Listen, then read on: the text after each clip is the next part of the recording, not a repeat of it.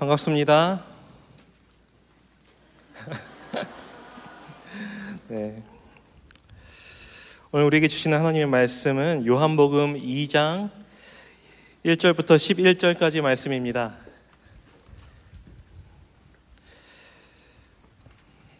한 절씩 저와 교독하고 마지막 절 11절 같이 합독하도록 하겠습니다. 하나님의 말씀입니다. 사흘째 되던 날 갈릴리 가나에 혼례가 있어 예수의 어머니도 거기 계시고 포도주가 떨어진지라 예수의 어머니가 예수에게 이르되 저들에게 포도주가 없다 하니 예수께서 이르시되 여자여 나와 무슨 상관이 있나이까 내 때가 아직 이르지 아니하였나이다. 그의 어머니가 하인들에게 이르되 너희에게 무슨 말씀을 하시든지 그대로 하라 하니라. 거기에 유대인의 정결 예식을 따라 두세 통 드는 돌 항아리 6이 놓였는지라. 예수께서 그들에게 이르시되 항아리에 물을 채우라 하신즉 아귀까지 채우니 이신 떠서 연회장에게 갖다 주라 하심에 갖다 주었더니 연회장은 물로 된 포도주를 맛보고도 어디서 났는지를 알지 못하되 물 떠온 하인들은 알더라. 연회장이 신랑을 불러 가로되 사람마다 먼저 좋은 포도주를 내고 취한 후에 낮은 것을 내거늘 그대는 지금까지 좋은 포도주를 두었도다 하니라. 함께 읽겠습니다. 예수께서 이 첫 표적을 갈릴리 가나에서 행하여 그의 영광을 나타내심에 제자들이 그를 믿으니라. 아멘. 성경에 나와 있는 이런 신비한 기적들을 보면 인간의 이성을 뛰어넘어서 일하시는 하나님의 전능하심에 감탄을 금치 못하게 됩니다. 출애굽한 이스라엘 백성들 앞에 놓인 홍해를 가르신 일, 또 여리고성을 무너뜨리신 일, 동정녀 마리아가 임신하게 하신 일, 또 하나님께서 인간이 되셔서 성육신 하셔서 이 땅에 오신 일 등 광야의 길을 또 사막의 강을 내시는 하나님의 역사는 실로 위대하며 나는 이런 하나님이다 하는 하나님의 자기 계시가 하나님 앞에 선 우리를 더욱 겸손케 하고 또 나의 능력을 의지하기보다 더욱 하나님의 능력을 의지하게 합니다. 그 외에도 성경에 보면 다가올 미래의 일을 꿈이나 환상으로 알게 하시고 또 종말의 때의 징조를 말씀하시는 것들을 우리가 볼 수 있습니다. 특별히 우리가 함께 살펴보게 된 이 요한복음서에도 보면 예수님의 이 공생의 기간 동안 그 행하신 기적들을 여기 기록하고 있는데요. 이것을 요한복음에서는 기적, 미라클이라고 하기보다 the sign, 헬라어로는 세메이온, 표적이라고 말하고 있습니다. 그래서 성경학자들은 이 요한복음을 표적의 책이라고도 말합니다. 표적이라는 게 뭐냐면 무언가를 가리키는 것을 말합니다.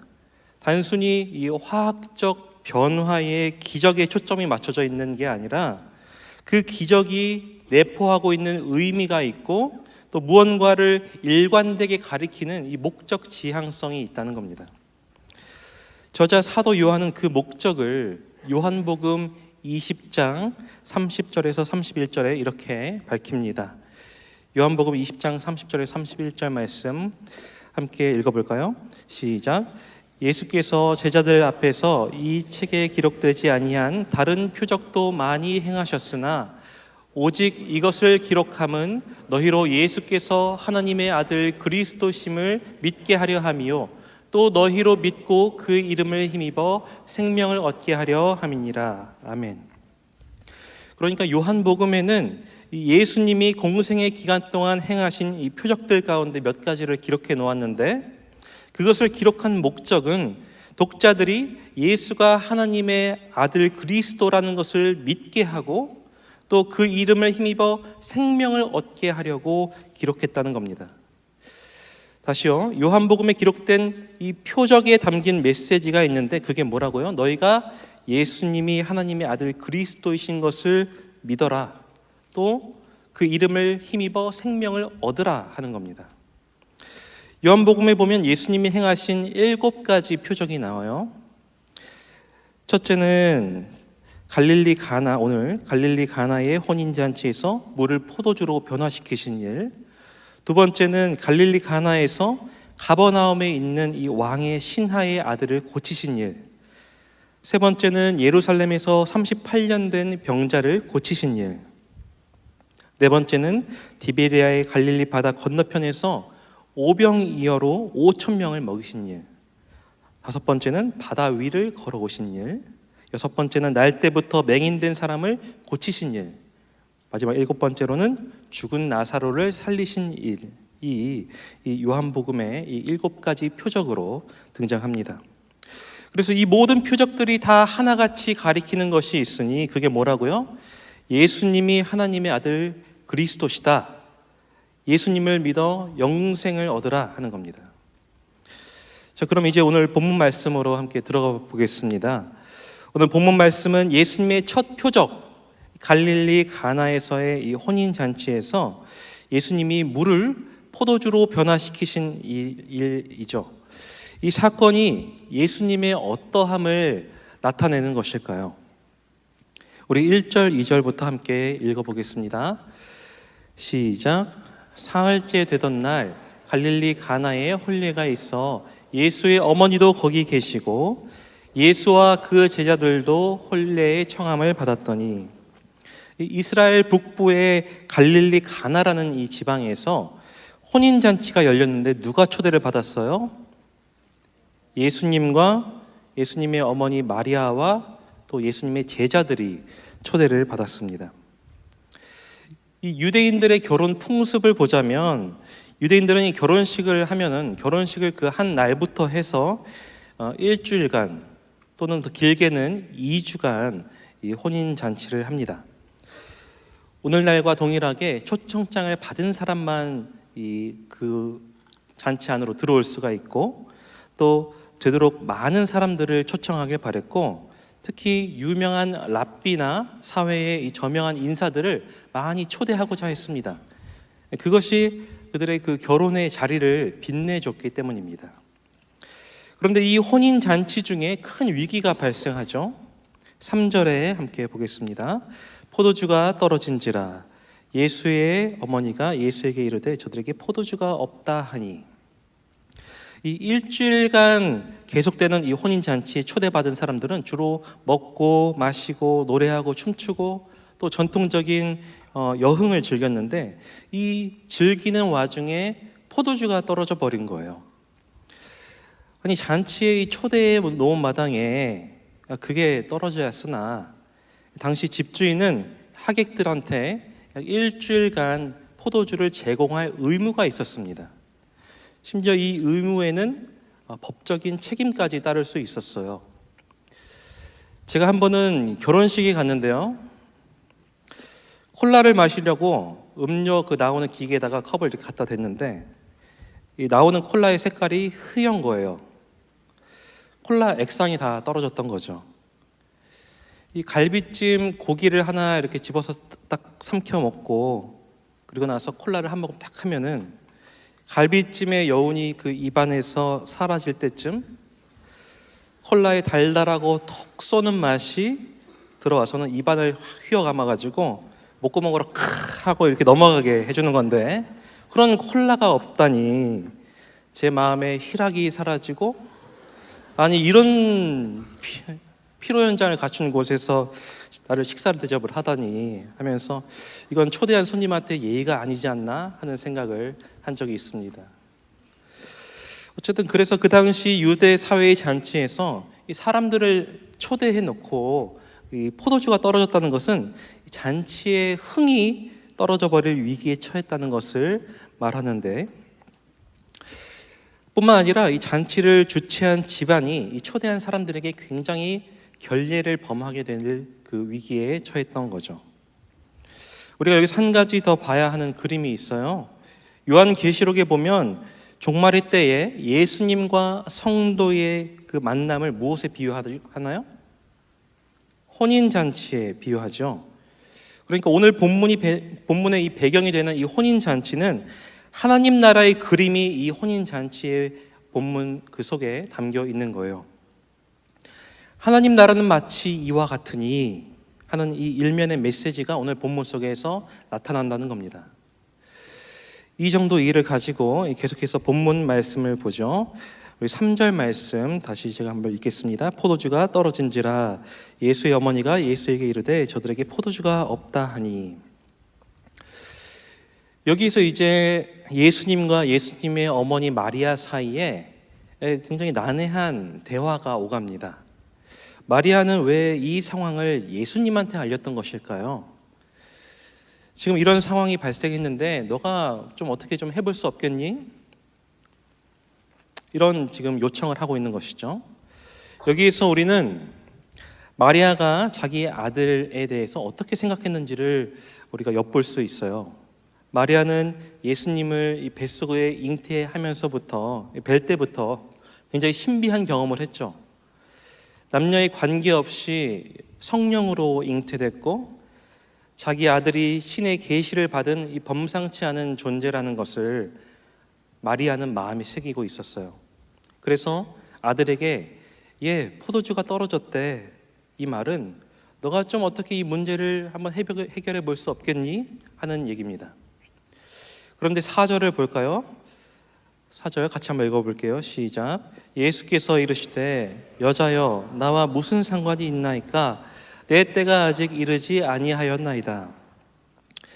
예수님이 자신의 어머니를 남대하듯이 마치 남대하듯이 여자여 하고 말씀하십니다. 이것은 이 한국인의 정서하고는 달라요.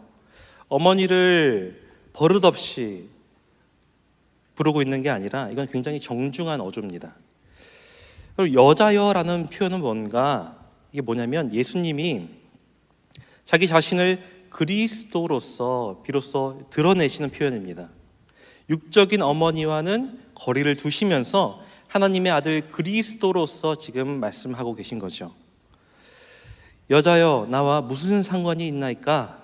이 말씀은 여러분 예수님이 마리아의 요구대로 하시겠다는 겁니까? 안 하시겠다는 겁니까? 우리 함께 만들어가요. 안 하시겠다는 거죠. 이 거절하신 거죠. 이 거절에는 의미가 있어요. 어머니, 저는 어머니가 요구하시는 이 육적인 필요를 채우러 온 존재가 아닙니다. 나는 사람의 요구에 따라 행하지도 않고요. 아버지의 뜻에 따라 행합니다. 내가 이 땅에 온 것은 육적인 필요를 채우러 온 것이 아니라 그리스도, 메시아로 이 땅에 왔습니다. 여러분, 요한복음에 기록한 목적이 뭐라고 했어요? 예수님이 하나님의 아들 그리스도라는 것을 믿게 하고 또 그 이름을 힘입어 생명을 얻게 하려고. 이제 그 사실을 이제 이 혼인잔치에서 예수님이 지금 드러내고 계시는 거예요. 나는 이 땅에 육적인 필요를 채워주러 온 존재가 아니다. 그보다 더 본질적이고 중요한 어떤 문제를 위해서 온 것이다. 그 뜻입니다. 이제 그 이후에 어떻게 일이 전개되나 볼까요? 5절, 6절, 7절을 함께 한번 읽어보겠습니다. 시작. 그의 어머니가 하인들에게 이르되 너희에게 무슨 말씀을 하시든지 그대로 하라 하니라. 거기에 유대인의 정결 예식을 따라 2-3통 드는 돌 항아리 6이 놓였는지라.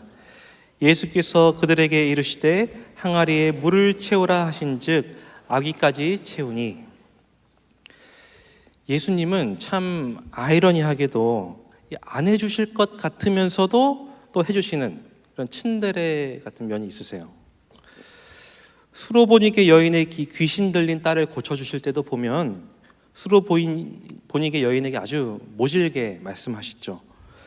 자녀의 떡을 취하여 개들에게 던짐이 마땅치 아니하다. 수로보니게 여인더러 또 개다, 개 취급하시는 거거든요. 그렇게 말씀하셔놓고는 결국에 치료해 주시는 일들을 하십니다. 참 알다가도 모를 예수님의 이런 모습인데요. 오늘 본문에서도 이제 예수님이 안 해주실 것처럼 분명히 말씀하셨는데 하인들에게 이제 지시하십니다. 항아리에 물을 채우라. 이 항아리에 가득 채운 물이 변하여 포도주가 되죠. 이제 이 일련의 일 가운데 물을 포도주로 변화시키는 이 일련의 일 가운데 거기 담겨 있는 메시지가 있는 건데요. 먼저는 거기에 놓여 있던 이 돌 항아리의 용도에 대해서 한번 살펴볼 필요가 있어요. 거기에 담긴 물은 본래 어떤 용도로 거기에 담아왔다고 되어 있습니까? 유대인의 정결 예식에 쓰려고 그 물을 담아놨던 겁니다. 근데 예수님이 그 항아리에, 정결 예식으로 쓰려던 그 물이 담기는 항아리에 물을 가득 채우라 하시고는 그 물을 포도주로 바꾸십니다. 이것은 뭐냐면 유대인의 율법에 따라 행하는 이 정결 예식의 불충분성을 얘기하는 겁니다. 항아리의 물은 정결 예식에 쓰려고 원래 담아 놓았던 건데 그 물보다 너희를 더 깨끗게 하는 것이 있다. 곧 나의 피다 하는 것을 암시하는 겁니다. 성경에는 포도주는 예수님의 흘리신 피를 상징하기도 하죠. 예수님이 포도주를 하필 유대인의 정결 예식에 쓰는 그 물을 담은 항아리에다 만드신 것은 유대인의 정결 예식으로 쓰이는 그 물보다 더 깨끗게 하는 것이 있으니 그게 곧 내 피다 하는 것을 암시하는 겁니다. 둘째로 예수님께서 물을 포도주로 바꾸신 사건은 하나님 나라의 희락성에 관한 말씀입니다. 혼인잔치에서 자칫 이 기쁨이 끊길 위기에 있었죠. 근데 예수님께서 계속해서 이 포도주를 공급하시면서 하나님 나라의 이 끊이지 않는 희락을 공급하시는 이 공급자의 모습을 보이십니다. 이런 의미가 있는 거예요. 우리가 더 살펴보면 좋겠지만 우리 이제 9절, 8절, 9절, 10절 한번 보겠습니다. 함께 읽겠습니다. 시작. 연회장은 이제 떠서 연회장에게 갖다 주라 하심에 갖다 주었더니 연회장은 물로 된 포도주를 맛보고도 어디서 났는지 알지 못하되 물 떠온 하인들은 알더라. 연회장이 신랑을 불러 말하되 사람마다 먼저 좋은 포도주를 내고 취한 후에 낮은 것을 내거늘 그대는 지금까지 좋은 포도주를 두었도다 하니라. 아멘. 제가 호텔에서 일을 한 적이 있어요. 꼭 이 연회장의 하인처럼 제가 연회장에 그 서빙하는 일을 했었습니다. 한 2년간 했었는데 당시에 보면은 되게 많은 그 이벤트들을 경험할 수 있었던 되게 재밌는 일이었어요. 이 정부 인사들, 고위 인사들 파티도 하고 송년회도 하고 또 유명한 가수들도 오고 또 거기서 자선 경매 같은 것도 하고 여러 가지 일들을 연회장 서버를 하면서 경험한 적이 있었는데 오늘 이 말씀에 이 하인들, 물떠온 하인들의 이 모습을 보면서 왠지 좀 동질감이 느껴지더라고요. 제가 말 그대로 무슨 역할을 맡았냐면 bar runner였어요. bar runner. 이 음료가 끊이지 않게 제가 음료 창고에 가서 음료를 가지고 공급하는 그런 역할을 했었죠. 보면은 그 호스트가 있는데 호스트가 직접 음료를 준비를 합니다. 연회장에 연회를 담당하는 사람이 준비하는 게 아니라 호스트가 그 호스트에 초대한 사람, 그 모임에 잔치에 초대한 사람들을 위해서 자기가 직접 음료를 어디서 공수해 와요. 그러면은 이제 그것들을 이제 서빙하고 따라주고 이런 역할을 했었는데 때로는 그것이 이제 사람들이 너무 막 마시고 하다 보면은 다 동이 나는 경우가 있어요. 그러면 그때 제가 그 호텔 그 호스트 그 주최자한테 얘기를 하죠. 호텔에서 남아 있는 이런 음료들이 있는데 이것을 더 갖다 쓰시겠습니까? 근데 보면은 그 호스트가 가져왔던 특별한 음료보다 특별한 솔직히 말하면 와인보다 더 좋은 와인을 호텔에서 취급하지 않고 있었어요. 그렇게 개인 파티로 이렇게 축제를 여는 사람들을 보면은 굉장히 뭐 한 병에 뭐 한 1,000만 원 돈 되는 그런 와인을 마시곤 하는데, 물론 호텔에서도 그 정도 와인을 공급할 수 있지만 대개는 더 저렴한 와인을 달라고 호스트가 요청을 합니다. 왜냐면 이미 좋은 것들을 많이 마셨으니까, 어느 정도 취기가 돌았으니까 이제는 질 낮은 상품을 가지고 와인을 공급하겠다 하는 거죠. 근데 우리 보통 이제 통념이 그렇습니다. 보통 호스트들이 그렇게 하는데, 여기 보면은 오늘 말씀에 보면은 10절에 보면 연회장, 이게 뭐냐면 이제 그 뱅퀴 매니저가 연회장이거든요. 연회장이 먼저 말하기를 좋은 포도주를 지금까지 갖고 있다니 정말 좋은 포도주입니다. 칭찬합니다. 이것은 예수님의 공급하시는 그 계속된 그 영생의 그 맛이 얼마나 이 세상이 주는 것보다 더 뛰어난지, 더 우리를 충만케 하는지, 그런 것들을 말씀하는 건데요. 여러분, 오늘 말씀을 좀 한번 맺어보려고 합니다. 오늘 말씀에서 보면은 우리는 예수님의 공생의 사역에서 이 첫 표적이 가리키는 것이 무엇인지에 대해서 우리가 지금 살펴봤어요. 앞으로도 몇몇 표적들을 여러분이 보게 될 텐데, 그 표적이 가리키는 그 의미가 뭐라고 했죠? 먼저 그 목적 지향성이 있는데, 예수가 하나님의 아들 그리스도시라는 것을 믿게 하려고 하는 거랑, 그 다음에 그 이름을 힘입어 영생을 얻게 하려고 함이라, 그런 목적성이 있었고, 다음으로는 우리가 율법으로 의롭다함을 얻을 수가 없다. 오직 예수 그리스도의 피가 나를 정결케 한다.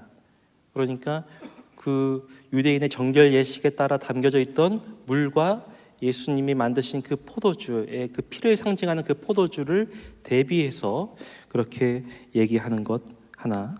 마지막으로는 예수님은 우리에게 하나님 나라의 영원한 희락을 공급하시는 분이시다 하는 것을 말씀하는 겁니다.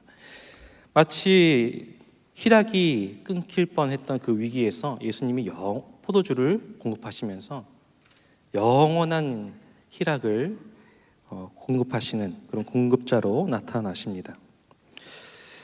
오늘 우리는 이 말씀에 어떻게 반응해야 할까요? 11절에 우리 마지막으로 한번 보겠습니다. 11절에 예수께서 이 첫 표적을 갈릴리 가나에서 행하여 그 영광을 나타내심에 제자들이 그를 믿으니라.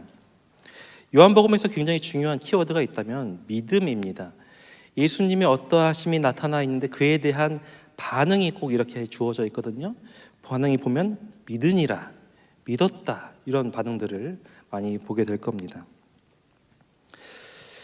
사랑하는 여러분, 예수님이 어떠하심이 밝히 드러난 가운데 우리의 그 믿음의 반응이 어떠해야 하는가, 이와 같이 제자들처럼 믿음으로 반응해야 될 줄 믿습니다. 하나님이신 예수님, 이 땅에 오셔 주의 보혈로 나의 죄를 깨끗게 하시고 나에게 영원한 희락을 안겨주시는 그 예수 그리스도, 오직 그분을 믿으면서 예수님만을 경배하며 나에게 은혜로 주어진 이 영생의 기쁨을 맛보는 여러분들이 되시길 소망합니다.